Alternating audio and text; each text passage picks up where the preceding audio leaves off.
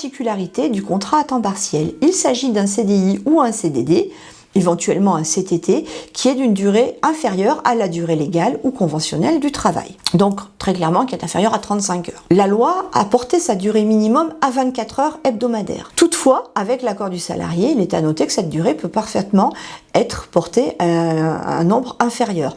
Par exemple, on peut avoir des salariés qui travaillent à mi-temps pour 2 entreprises différentes, donc il va faire 2 fois 17h30 par exemple, ou alors on peut avoir des salariés étudiants qui vont avoir besoin de travailler uniquement les week-ends, donc un contrat de 15 heures par exemple.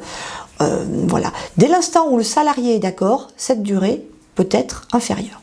Ce contrat doit être impérativement écrit, même si c'est un CDI. Bien évidemment, il doit comporter des mentions spécifiques, notamment la qualification du salarié, ses éléments de rémunération, généralement portés en taux horaire, bien évidemment la durée hebdomadaire, mensuelle ou annuelle prévue par le contrat de travail à temps partiel. Il est également primordial d'indiquer la répartition de l'horaire à temps partiel.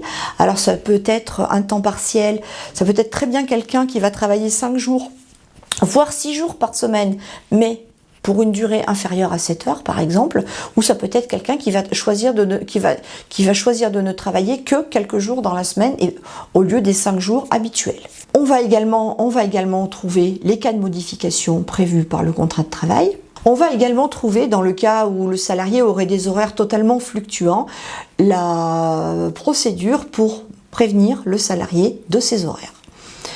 Et enfin, on va également trouver la limite dans laquelle peuvent être effectuées les heures complémentaires. Enfin, il est à noter que le salarié à temps partiel est prioritaire pour occuper un poste à temps complet dans l'entreprise.